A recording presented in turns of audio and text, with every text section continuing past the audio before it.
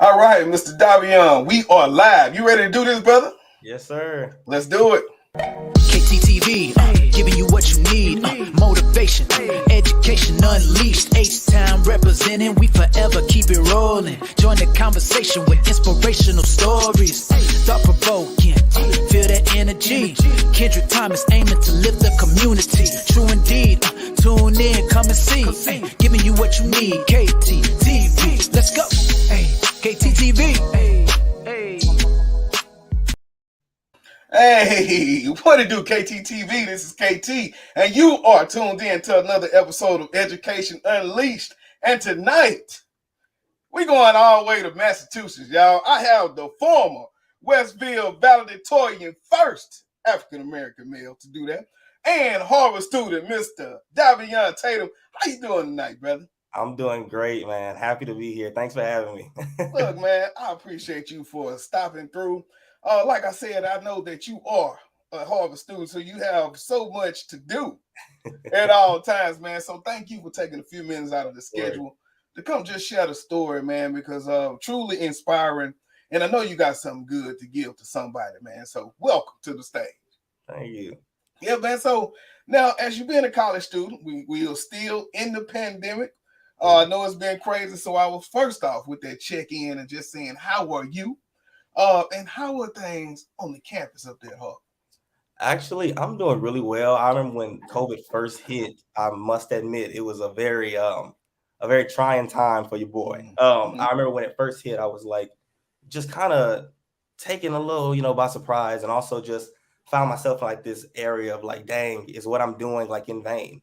I remember because at the time it started hitting junior year, going to senior year, we're applying to colleges, we doing scholarships, we doing all this kind of stuff, but you see the world is shut down, right? And it's like, dang, all the stuff that I'm doing, all the work that I've put forth for so long, is it even going to be able to pay off in the end? Like, is it even going to be worth it? And I remember like even wondering if I would be able to step foot on the school, on the campus of my dreams, if I'd ever be able to get there, like those types of questions ran through my head. And then had like these other incidents, man, like just throughout our society, thought was going on, like it was trying. I'm not gonna lie. But once I got here and once I started like adjusting and like getting through my freshman year and now even my sophomore year, things are slowly getting back to normal. I'm slowly getting back to that balanced state, that place where I feel like my feet are grounded, where I have my footing and I can really like push and keep doing what I want to do. Here on campus so far, it's been chill. Everybody's vaccinated. hey, you know that. They don't have any more like mask mandates, nothing like that over here, but except like on certain buses. But for the most part, campus is back to full functioning, fully normal, and we're like really now, I can say with like full confidence, this I feel like is, even though it's my second year, I feel like this is really my first full year back in school since my junior year. You know what I mean? Go junior year, all remote, right? Like you go all remote, then you come to college and like, I mean, COVID protocols out the wazoo, man. Like like testing 3 times a week, mask. Some classes are strictly virtual. Some classes like you don't go to at all. Some you do, but it's like social. Like it was crazy. So I think now this is my full like back in person. I'm back in school. I'm getting my stuff. Like I think that's really great. So I'm excited. Look, man, I am. You never think about like wow, you did all of this did happen like right in the pandemic. So you're like, man, I got this ride to Harvard. I'm finna go. No, I'm not. That is crucial, man. Okay, Dr. Mendoza said, nice to see you. Looking forward to you speaking at our second. I agree. Thank you, Doc. Tuning in, man. All right. As well. Hey, so man, I know that when you talk about being the valedictorian, that comes with a lot of work, a lot of gratification. But you think about you saying, I want to do this at such a young age. Like, what triggered you to say, like, I want to do this from like so young? Honestly, it was when I found out what a valedictorian was. It was because for so long I had put so much effort into my grades. I put so much time into my assignments. I enjoyed learning. I enjoyed helping other people learn as well. And when I realized that there was a title that like classified what that was, like someone who like enjoys learning, who puts forth the best effort, has really good grades. Like, there was a title for that. I'm like, oh, I want to be that. And then as time kind of progressed, I feel like once I started really understanding the magnitude of what the valedictorian was, especially once I got into high school or into ninth grade, and I was like, oh snap, like it's getting real, like it's real. I was like, dang, like I really do want to accomplish this goal. And I want to accomplish the goal for a multitude of reasons. A lot of people think that going, like being a valedictorian, like going, like fighting is hard, is rooted in like a competitive intent, or like you do it with like the intent to like compete. And truth be told, and I'm not perfect by any means, but I promise you my intentions when it came to this and these types of things are pure. I remember saying, like, I want a valedictorian to be Black. I want valedictorian to be a Black dude. This was, and then going into ninth grade, I'd already written my book that was talking about the social stigmas that surrounded being a Black man in America and in the world in general, the stereotypes that followed us, the stereotypes that labeled us. And going into ninth grade, I had an extra layer as to why I wanted to be the valedictorian, as to why I wanted to set a new precedent. I wanted to set a new legacy, a new foundation, break the cycle of stigma, and go into a new era of we can do this too. Like, we got this too. So I feel like it was multifaceted. The reason that I wanted to be valedictorian, the reason that I was fighting so hard for it, it wasn't to compete. It wasn't for accolades. It was so that I could show other people who come behind me, we can do it too. So I feel like that is kind of like the sum up of why I was like so adamant about it. It was on my mind constantly. And why I was so happy and so blessed when it did happen. And to get, I kid you not, nothing made me more happy than to get other young Black dudes, other young Black girls, other young people who look like me to say that my work and what I've done has inspired them or encouraged them in any way. Yeah. That for me, like, man. So that by itself is what just made me like, yeah, like I'm gonna keep going. I'm gonna do it. I got this. I can do it. And when it got hard, because it got hard. Let me tell you, it got hard. Like, Westfield is a school where like they have parties at Westfield. So they have parties in spring. They do fun stuff in spring, and sometimes saying no to the fun stuff, or sometimes shifting the people that you're around, or sometimes shifting the courses that you're taking, and it causes you to no longer be around those people that you grew up with. I've been in Spring ISD since I was in the first grade. Since I went from Thompson to Clawton to Westfield. I grew up with these people, you know, and sometimes going on this new path and this new lane that you're on can cause you to like deviate or change from what's regular and what's the norm to you. But it was a blessing in that because I learned so much. And even though it was difficult, and I will not say it wasn't, it was very difficult. I think there was still a blessing in seeing that I could have these people that I'm cool with, have these friends that I'm cool with. At the same time, like just because my path kind of changed and my path kind of went a different direction doesn't mean that it was the wrong path, right? It doesn't mean that it was incorrect. It doesn't mean that it was bad. It just means it was different. And I feel like I struggled with that for a little bit because I was like, no, I feel like I'm losing like all my like my people. You know, I feel like I'm losing like all my social that I had for so long. I had it since like elementary school. I feel like I'm losing that. But I wasn't losing it. It wasn't being lost. It was being changed. It was being shifted so that I can be elevated and pushed up so I can help other people behind me. So. And with that, now back to this book, man. You can't just slide that in like that, though. By the time you in ninth grade, the book is done. The book is done. So that's pretty deep. That's a deep topic. First off, how did you get that research at such a young age? And second off, who the hell in your family said, like who was so pro-Black that that's the way you took it at such an early age? I mean, it's good. Don't get me wrong, but was it mom or dad? Look, honestly, it was both, and it was everybody. I feel like the book.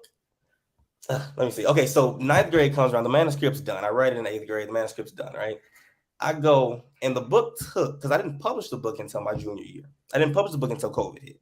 So the book took about 3 years to be published post it being written. But in those 3 years, I feel like I really feel like God was preparing me and helping me to learn different lessons than the lessons that I had in the book originally, like the lessons that were there at the beginning. And the message that was there at the beginning. So at the very beginning, the book was kind of geared towards like just breaking stigma in general. I used certain things as conduits. So I used like certain stereotypes that people use commonly. We laugh at them, we joke about them, but there's a hidden issue in them, like saying that like the stereotypes we hear about, like, oh, like black dudes, like if you go to a college, you had to have got there, or black people in general, go to a college, you had to got there by sports. Or oh, you're tall, you play basketball, or oh, you have a certain build and you're a black dude, you play football. These certain things, or you're Hispanic, you play soccer, or you're Asian, you must be good at math. These stereotypes and these stigmas that we like brush off and laugh at, or like just think about like, oh, whatever. I was addressing how powerful they can be and how negative they can be in society. And I use different conduits like the ones that I just mentioned as ways to get that message across. And I use sports as a way to get the message across. I use academics as a way to get the message across. And I just use like life situations as a way to get the message across. It was more so like I guess it was more like an autobiography. It was more of like a Davion rant, if I'm being honest. It was more of like me kind of like talking. Yeah. And it was more so just me asking the question. So I talk about those 3 years, and nothing in the book per se, like the manuscript itself changed. Like it was still 8th grade Davion's writing. What changed most was the title, for one, changed, and also the way that it was delivered changed. And I say that because when I first wrote the book, the title was "What Do You See?" So when you see me, what do you see? Do you see the next president? Do you see the next physician? Do you see the next lawyer? Or do you see another black dude with a perfect bill for the field? Do you see another black guy that like is a delinquent? Do you see another black guy that y'all want to classify as a delinquent or a thug? Do you see another black guy that you want to fit into this stereotype or fit into this box of stigma? Do you see another black guy in that manner? So that was the first initial like premise of the book. And it came from a place of, when I wrote it, it came from a place of like frustration a little bit. Because I was like, I'm annoyed by this. Like, I'm annoyed that in society, we're only seen in this way. We're only seen like this. Like, why is that? Like, police are killing us because they see us like this. People are judging because they see us like this. They send us to jail because they see us like this. Why are we seen like this? We're not a model. This is not who we are. Like, this is not the end all that be all for black men. Like, this is not, we're more than this. And I was addressing these stereotypes. And as it pertains to it changing over time, I changed the book from What Do You See to Thriving in My Own Lane. And I did that because I didn't want to just address the issues of social stigma and of racism and of stereotypes in society, but I wanted to give tangible methods of fixing them. And one of them was owning our brilliance, taking back our power as black people, taking back our what we have, right? Taking it back and saying that I know that society has these stigmas about us, and not just as black people, as brown people, as people of color, anyone who feels like they've been ostracized or marginalized by society, anyone who's been oppressed by the system, anyone who feels like they've been stereotyped or had stigmas thrown at them or that labeled them. I wanted to take our power back and say, no, we're not going to be defined by this anymore. We're taking our power back.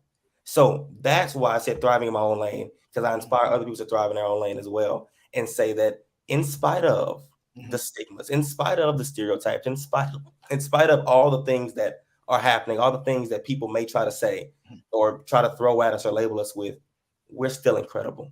We're still powerful. We're still brilliant. We can still do it. So that's why I changed the book. I changed the title. And that's why it took me 3 years, because I wanted that message to be pushed out. Not just my frustration with it and not just addressing the issue, but also how we can go about fixing it. Man, so going through, you got the book going, you got the work going in the background, you pushing for valedictorian. The time has come now. We're about to vote. Or how did it go down, man? And what did that mean to the school for you to be the first African American male to even be a valedictorian at that school? I remember it was interesting because they told me this a little while back. So I remember, I can't remember if it was the principal or who was it at the time, but when I was a freshman, my class was really different. No freshman really like just goes and is asking for their ranks and their GPA their freshman year. But my class, we did. I don't know why. That's just what we was about. We was on that kind of stuff. We was on that kind of time. So we would ask for our stuff. And I went and I asked, and I was the valedictorian since freshman year. Cool. Now, I was tied with 2 other people, believe it or not.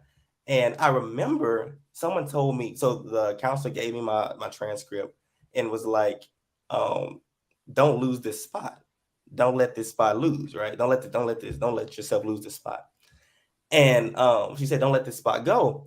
And I was like, oh, snap. Like, okay, if I just hold on to it, just keep doing what I'm doing, I hold on to it, I'll be good. I'll be chilling.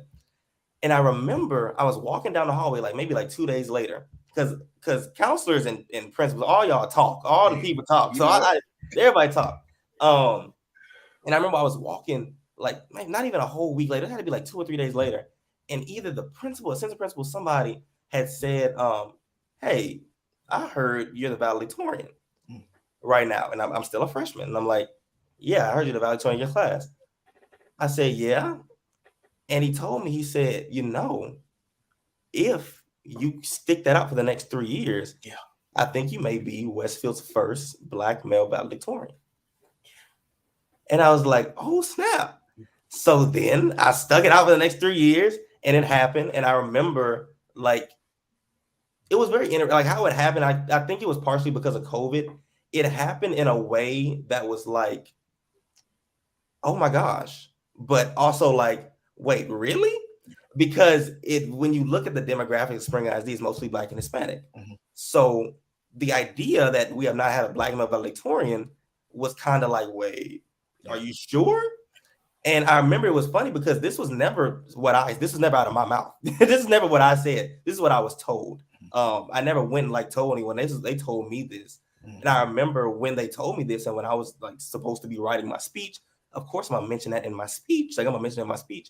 And I remember they were like, whoa. So they double checked their records, and they like checked their records and kept checking and kept checking and kept checking. And it was like, we think you're the first Black male valedictorian. Like, wait, you really, like, it's real. It's real. And I was like, okay, like that's good. But it was interesting because it was kind of towards the latter part of senior year that it like became official. At the beginning of senior year, it really wasn't that official because it was still like up in the air. It was like people knew, people like assumed. It was like, we think Davion was the first Black male valedictorian. We don't really know. Like we want to make sure our records are good. But then they got official towards the end of the year, and I gave a speech and I talked about it. And part of my speech was saying that I may be the first, but I know and I hope that through my work and through my actions, I'm not the last. And this year, I believe that Westfield's going to have its second Black male valedictorian, who I actually knew in band, and he was 2 years younger than me, so he's going to be the valedictorian now. To my knowledge. So I'm really excited about that because you want to be the first, like, you want to have a first. You want a first to be this. We can break that first barrier, right? Breaking that barrier, breaking that wall down of having a first, of needing a first, so that we can start making it a norm, right? Not an aberration. We want it to be the norm.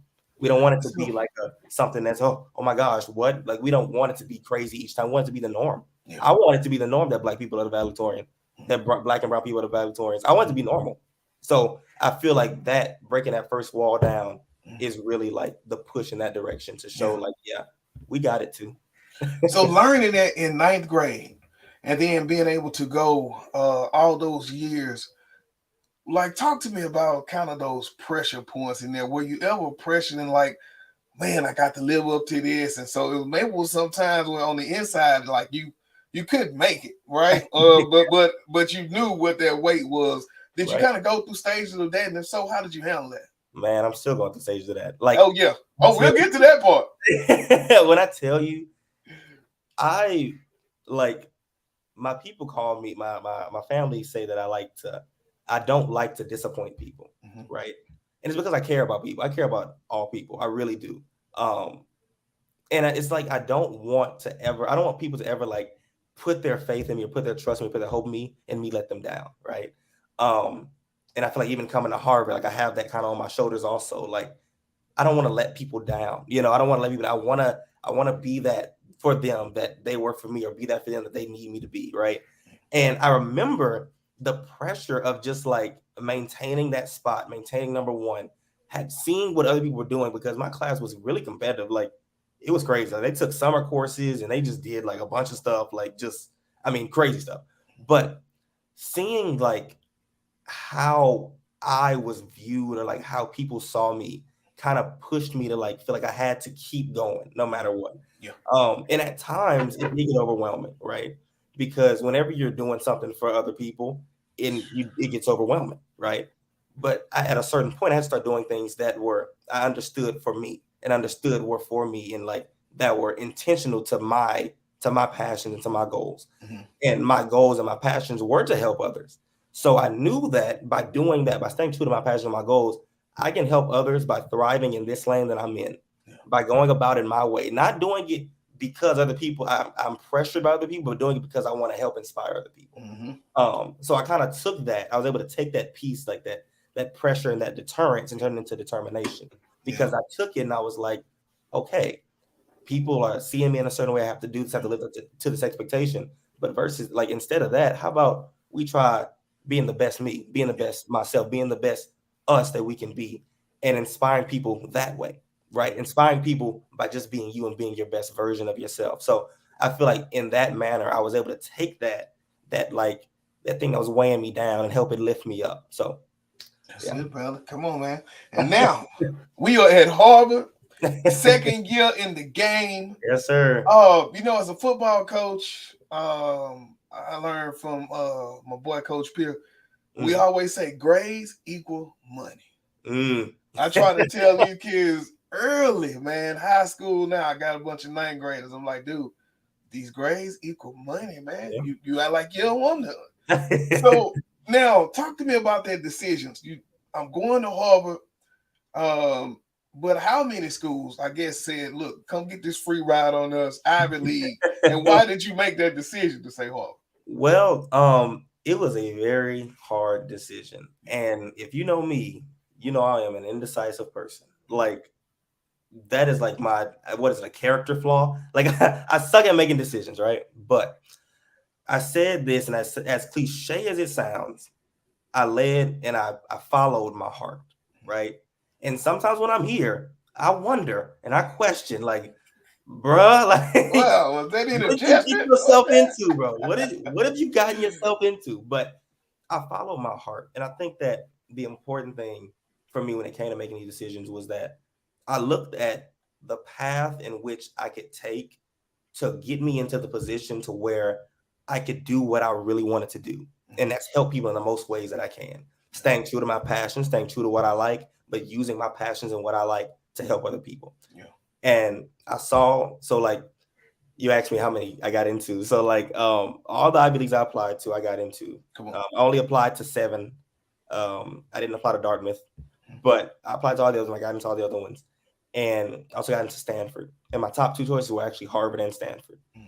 And there were some other schools I applied to. I applied to UCLA, and I got in. I got applied to UC Berkeley. I got in some other schools. But my top 2 were Harvard and Stanford. And I remember, like, I can't say no to either one of these schools. Like, what? No way. But it was also like this level of like responsibility that I had to myself, again, to make sure that I was putting myself in the position where I felt like I'd be the most successful in my goal, right? And in my goal to help other people, and my goal to be situated in a position where I can do what I desire to do and help others, right? So thinking about that and holding all that in my head and thinking about how like my aspirations are very, very interdisciplinary. So they're not like just one thing. I don't have one niche or niche or whatever, however you say it. I don't have just one. I have a lot of things that I do and a lot of things that I'm interested in. Yeah. So I think it was interesting to see how like I used that also as a tool to navigate my decision. I didn't want to go to just a school that was like for engineering, right? I didn't want to go to just a school that was like engineering school, boom. But I also didn't want to go to just a school that was like, oh, just social science, just humanities, like boom. So I found a school and I looked at Harvard and just the different things they have and different ways they like teach in the liberal arts college. You can do all this like exploration and whatnot. And I said, I think that's it. I think that's for me. Like I can have my STEM, but I can also have my STEM in society, my social sciences, my humanities. And it was cool because I looked at it and I was like, wow. And I get to go to freaking Harvard. Like, what? Like, come on, man. Harvard? Like, come on, man. Like, what? And it was so crazy because for so long, I was like afraid to tell people that Harvard was my number one school because it was my number one school for a long time. But I never said that. I said MIT, I said Yale, I said Rice, I said like different schools because I never thought I'd be able to get into Harvard. Never thought. And to be able to get into Harvard, like I was blessed, like seriously, like, and to be able to get in during one of their most competitive application seasons, during COVID, during like these times of just unprecedented, just like, man, you were there. We know, like it was just crazy. So during these times, to be able to get into my dream school, I feel like it was almost like if you don't go, like what you doing, pimp? Like if you don't, Come on, man. so I look at that and I'm just like, wow, and I'm grateful and I'm blessed. And when I'm here, I try to remember, even when it gets hard, like today, which is so funny because today was actually a very crazy day, believe it or not. It was very crazy. But even when it gets hard on days like today or days like I'm gonna have tomorrow, I remember like the reason I'm here, right? The reason I came here, the reason I chose to come here. I had a choice. I was blessed enough to have a choice, and I made the choice to come here. So seeing that and remembering that, knowing that, and remembering how excited I was when I saw, congratulations, Davion Tatum, you've been accepted into, like remember, you know what I mean? Like remembering those moments is what's helping me get through. Remembering why I'm doing it is helping me get through and why I chose it. So hope that answers man. Yeah, man. And man, and like you say, the full ride though, right? Yeah. Hey. So they say we'll give you scholarship. You come on down. Congratulations on that. So now you get here. Man, I'd have made it into Harvard. And right then it was all digital. So you started school. Look, when you got that first set of classes, how did it change your life and shock your world? Tell you. So our pre-orientation. So we have pre-orientation programs, right? I joined the first year outdoor program virtually. So it wasn't outdoors. We was on Zoom, right? And then we get here, and like some of the classes are remote. So like I had like one class, luckily it switched into in person like later on in the semester. But at the beginning, one of my classes was remote. And like getting here, going from having to be in high school straight digital to getting here, have some digital, like have a little weird hybrid type digital in person, like it was crazy. Then to go fully back, fully in person, I'm like, yo, y'all have to give me like a transition period or something. Y'all can't just throw me in there like that and then expect me to. But it was humbling. That's the word I'll use. It was humbling because I was like, dang, I thought I was good at math. I guess I'm not. Dang, I thought I was good at biology. I guess I'm not. But it was a good moment for me to realize like I still have more to learn, right? I still have room to grow, which I love. I love that you're never done learning. You're never done growing. People think that you can get to your highest level of education. You can be a doctor. You can be a lawyer. You can be whatever. And, oh, yeah, I'm here now. And they get like this big head, this uppity mindset, like this real like posh attitude because they've made it. And I'm like, no. Like you said, there's more to learn. I don't care if I have 3 PhDs, an MD, a JD, an MBA. I don't care. I still got more to learn. There's still more to learn. There's still more knowledge to gain and still more knowledge to share. So I feel like keeping that mindset, I was humbled, but I was also helped. And I was groomed and I was stretched. And it was uncomfortable. Hey, it was uncomfortable, but I feel like it helped me to see, like, yeah, you still got more to learn, pimp. You still got more to grow, right? You still got more things that you need to tap into, still got things that you have not tapped into yet. So I feel like that for me, that transition showed me that. It was hard though. And my GPA is but it's not a perfect 4.0 like it once was. But I think that's good because it's showing me that now I have to push and work harder. So each class I'm in now, in the back of my mind, it's all about like pushing, working harder, keep trying. If you fail, try again. I don't take L's as losses. I take L's as lessons. So keep going. But yeah. So when I think about what you got going on, and one of Covey's 7 habits, right, is sharpening the saw. So as you go through all these classes, you push to the limit because it's Harvard. Yeah, right. How do you find that time to really take care of your mental and do something that's soothing for your mind, body, and your soul? I sleep. Okay. I try to sleep. Some days I can't, like probably today, but I try to sleep. And when I tell you, like, people overlook sleep, I'm gonna get my sleep in, right? Yeah. Even if it's broken up into sections, I'm gonna get it in. But also, at the very beginning of the year, I had this like moment, and it was actually like your exact question I'd asked myself going into sophomore year. I was like, bro, how are you gonna balance all this? Like, you really getting into like biomedical engineering? Like, you really getting into like your coursework? You getting into your stuff? Like, how you finna balance this and stay like, like sane? And I remember the first week I was here, because they have these things called peer advising fellows. So I'm a peer advising fellow at PATH for like freshmen who come in. Like I advise them and help them. Nice. And we had moved them in. We had like trainings back to back, moved them in. Like the first week was crazy because I'm worrying about my first week stuff and like all 11 of their first week stuff. And it was interesting because I was like, this is a lot. And like to do this throughout the whole year. Then I start classes, they start classes. I got to meet with them. We got to talk. I got to make sure they're okay. Like it was a lot. But I took like time. I sectioned out time to do like passion projects. And by passion project, I mean like things that really just like either relax me or like things that are in my mind as like adventures or like different avenues I want to take that are just for pure fun. I don't think that I don't regret, but I fought myself a little bit for like throughout high school. I feel like I did enough stuff that was fun. I feel like I did a lot of stuff like that was like boom, boom, boom, hit the ground running. Like you hit the pavement and you start, and this is academic, this is that, like boom, boom, boom. Which is great. Like I love what I do. I love what I've done. I love what I still continue to do and be able to do. And as I'm able to give back to my community and work and be involved civically and be involved in my society, I do think that even in that, and as that is my passion, my desire to be helpful and to help others and to help my world, I feel like even in that, if you don't find those moments of like, those moments of like exhale, you will find yourself overwhelmed. I have many times.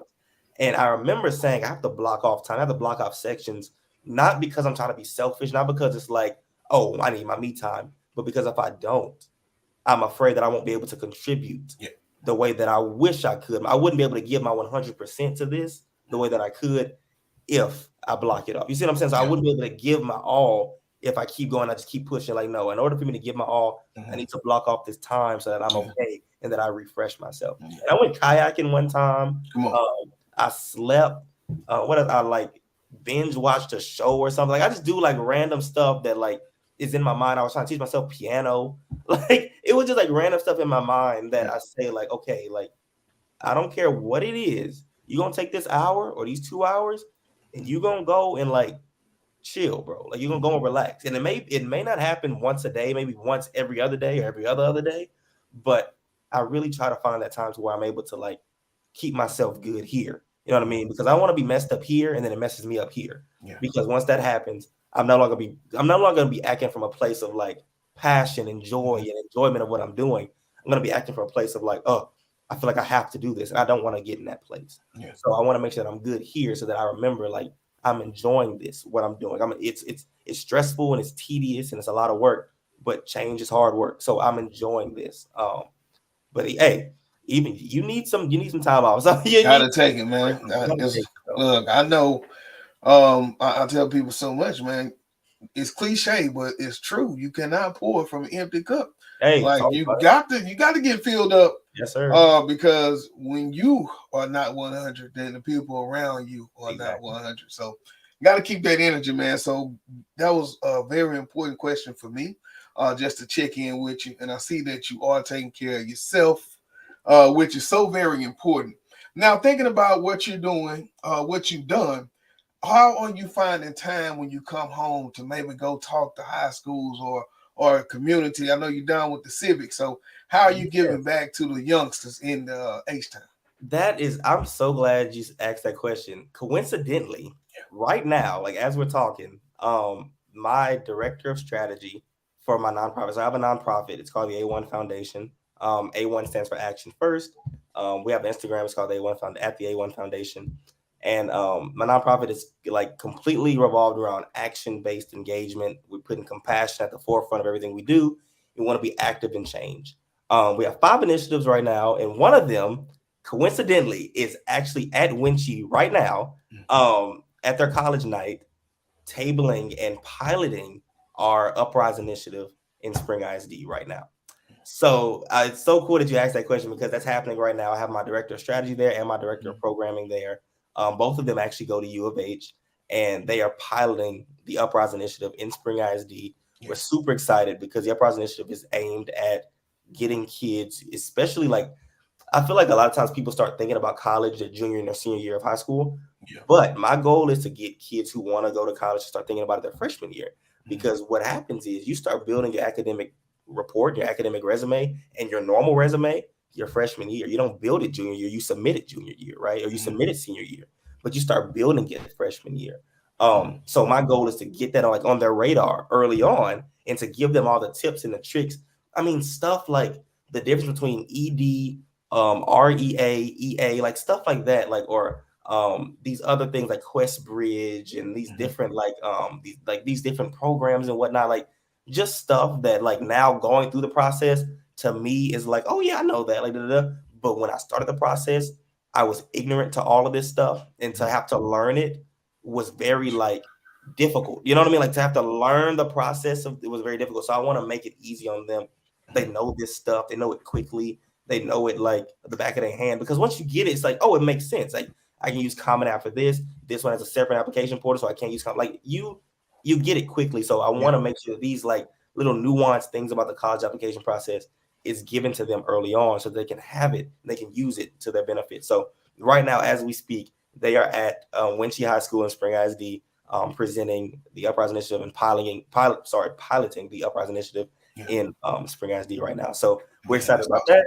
Yeah. And also, you saw what Dr. Mendoza said. I'll be going back and I'll be speaking at the Tatum Award for Rising Writers. Yeah. And I'll be giving a nice little speech there, and there's going to be an award. It's called the Tatum Award for Rising Writers. That's going to be given to some high school students who have shown like their leadership and their writing skills over the year and whatnot. And it's really awesome. I wasn't able to be there in person last year, but this year I will be. So I'm extremely blessed and grateful to be there. But yeah, it's all about like giving back, man. Like, and I know that sounds like cliche, but I genuinely believe like if you're not like doing something to like help someone else, or like doing something to like make the world around you better, like what are you doing? Like I don't know. Like I genuinely just wish and I want people to understand the importance of that. Not just doing it to say like I'm doing it, but doing it because like you see the need for it. I think a lot of times it's easy to become like desensitized to like how much bad stuff is going on in the world, right? And you see it on TV, you see it like on social media. There's just like bad stuff happening all the time. And I feel like there's an important and beautiful thing about being a good part, being a good piece that's happening. When all this bad stuff's happening, you need something to be good. Something needs to be good there, and something needs to be good and spread goodness, because it can become so easy to feel like, well, I can speak for myself. I know it became easy for me to feel like things weren't like worth anything when you have like all this bad stuff and you see nothing changing, nothing happening, nothing new happening. But I feel like it'd be great when you have and you're able to see the change because you are actively being and becoming the change. So you're able to see the difference because you are the difference. Yes, sir. Yes, sir. So I like that and I live by that.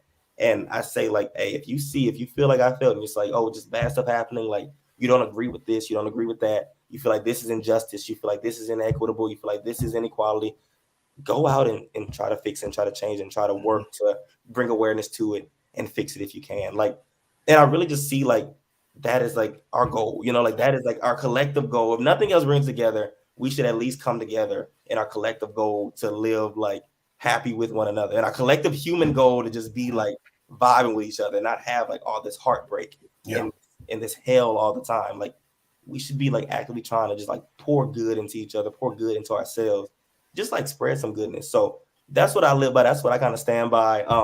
That's kind of like the basis of what I do, is trying to pour some goodness, spread it. I'm not perfect, but I try to just like spread some goodness. Yeah. And so that's it, man. That's it. Like you're saying that. Well, good luck on that initiative. I know how it is when you're doing some new things inside the school, and how it can be real, just getting everything up and going. So good luck on that. To see who we got here. Shout out to Jeffrey, Mr. William Jeffrey, man. We was on a few weeks ago. We say you can't pour from me at the cup. Most definitely agreed, man. So what's next for you, brother? I know we talked a little bit before we started live, but just about jumping more into the major. So what are you looking to do post Harvard? Let me see. Post Harvard, I'm looking to do some grad school. Now, what that looks like, I don't know. So okay, look, I believe in embracing the and, not the or. So you can do this and that, not this or that. And with that, I say this. I could see myself being a doctor and a lawyer, right? I can see that. I can genuinely see that. That is a new kind of idea for me, but it developed out of what I'm passionate about. So remember I was telling you earlier about like my STEM and my STEM and my social science like things. Well, I see a lot of times those things intersecting at medicine and law, right? I see it intersecting with medicine and law at health and health policy, at global health. That's where I see the intersection. So I'm trying to think in my head what the best way would be to navigate like a professional career in the global health field, in the health policy field, while also being a practicing physician, like while also being able to like rectify the disparities within medicine, because there are a lot of disparities, especially racial disparities within our medical field right now, and also rectifying some of the disparities within our legal system and our justice system. So I see myself like being instrumental or wanting to be instrumental in rectifying both of those issues and issues within both of those fields. So like, I don't know what the best way is to do that, but as of now, I've been looking at MD, JD programs. I know Stanford has one, UPenn has one. And I've been looking at these different programs and trying to just see like what avenue would be best for me to navigate to kind of intersect those things and cross those things the way that I want to, so that I can help in both areas and help in the intersection of those areas. So that's kind of what I'm thinking about. Other than that, I mean, I have a new book coming. Because the first book was a first part of a 3-part series. So it was Thriving My Own Lane, and this one's going to be something, and the other one's going to be something. It's tracking me from Thriving My Own Lane was like elementary, middle school. This next one would be covering high school. And then this following one, the third one, and the final one of this series would be covering my time in college. So since Thriving My Own Lane was released when I was in high school, but it was written in middle school, it's safe to assume that this one being released in college was written in high school. So, and the one gotta matriculate them. Yeah. So the one that I'm gonna release after college is being written now. So, and that's kind of one of my projects. I told you about my nonprofit and how I hope that'll grow in Houston. I'm here now in Boston, and in Cambridge, but hopefully, and I know that I have a really awesome team back in Houston who is handling things on the ground. And like I'll send them, I'll be like, hey guys, like I have this like thing we should do, or like I have this like event we can go to, or something. I'll send them something like, okay, bet, we're going, we got it, we doing it. So and I have a great team. So I'm really just excited to see how this grows and how we're able to help people. Even if we're only able to help one person. You know what I mean? Like even one person, that's enough for me. So and I'm just vibing, I'm trying to learn Spanish. Hey, look, man, you getting it in. So if people want to support, contact you about the nonprofit, about the initiatives, how can they get in touch with you, man? You can follow me on Instagram. I got my Instagram is I am Davion Tatum, at I am Davion Tatum. Then my nonprofit Instagram is at the A1 Foundation. Or you can email me, davionbtatum@gmail.com, or go to the website, the a1foundation.com. Or go to daviontatum.com. There's a bunch of ways you can touch me. Make it happen. And my numbers all on all of those sites. On my Instagram too is there. Shoot me a text, shoot me a DM. I'm a very like approachable person. So you can just talk to me. It's cool. If you have questions, I was helping people that they saw a TikTok post to me, or something, and they DM me on Instagram and was like, hey, I saw a TikTok of you. I found your Instagram. I need help with my college application. And I helped them with the whole application. And this young lady got into Stanford. So so I'm there. My goal and my hope is that I'm able to be a resource for people. I don't do all of this just for me. I do all of this for us. So I hope that I'm able to be a resource, that the work that I'm doing is able to inspire people. And yes, feel free to contact me directly all the time. So that's it, man. Well, I sure appreciate you for stopping through, man, and dropping so much knowledge on us, giving us your story. Awesome work that you're doing. We appreciate you for continuing that fight, for representing our people. Yes, sir. And for breaking the planes, man, and opening doors for others. So continue, young brother. And I look forward to following up with you. I'll be looking for my book copy when you take the podcasting class, man. Yes. Man, that was it. See what Miss Mary say. Inspiring, great interview. Thank you. Thank you, Miss Mary. All right, man. Well, that would do it for us. Once again, I look forward to talking to you again, young brother. Thank you so much. It was all right. That's it. All right, y'all. This is KT for KTTV signing out. 100. This is Darnell with Broadcast Houston. This is Dr. Tamara Beckford. Hey, this is Candace. This is London Underwood. This is Kirsten Bass with Inner City Greens, and you're watching. Y'all are now tuned in to KTTV. KTTV. KT.